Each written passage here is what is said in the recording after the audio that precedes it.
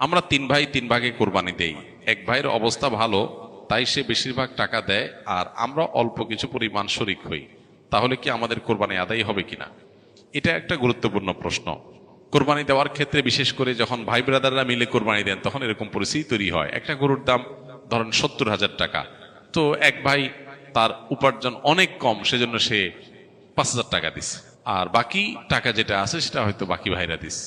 কোরবানি হবে কিনা? উত্তর হলো কারোর কোরবানি হবে না।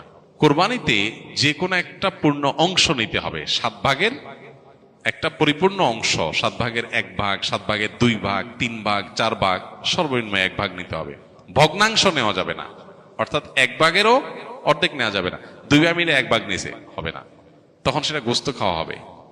পশু জবাই হয়ে গেছে সহি পদ্ধতিতে, গোস্ত খাওয়া হবে, কিন্তু কোরবানি হবে না। কোরবানি বিশুদ্ধ হইতে হলে প্রত্যেককে পূর্ণাঙ্গ একটা ভাগ নিতে হবে। হ্যাঁ, এখন এমন হতে পারে যে এক ভাইকে আল্লাহ আর্থিক সচ্ছলতা দিয়েছেন, বাকিদেরকে দেন নাই, তো কি হবে?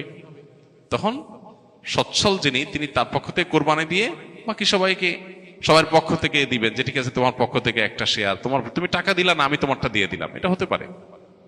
অথবা আরেকটা হতে পারে যে ঠিক আছে, তুমি অল্প টাকা কামাই করছো, মাত্র 5,000 টাকা আছে, তুমি টাকা না দিলে তোমার কাছে ভালো লাগতেছে না, তুমি টাকা দিলে তোমার কাছে খুশি হবে, তো সেক্ষেত্রে 5,000 টাকা তুমি আমাকে দিয়ে দাও।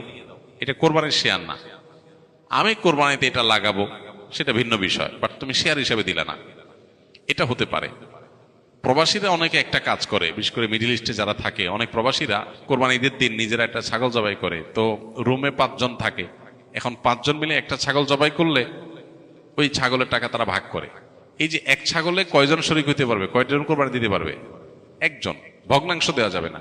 তাহলে একজন কোরবানি দিলে রুমের যে কোনো একজন কোরবানি দিবে, তো বাকি 4 জন তারা কি বসে বসে খাবে? গোস্ত তো সবাই খাবে। তো এই জন্য তারা 5 জন মিলে ভাগ করে টাকা দেয়।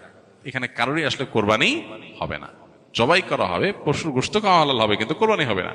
যদি কোরবানি হতে হয় তাহলে এমন করা যেতে পারে, 5 জন মিলে টাকা দিল একজনকে, দিয়া বললো ভাই আপনি মুরব্বী মানুষ, বড় মানুষ, বা আপনি যে কোনো কারণে আমাদের থেকে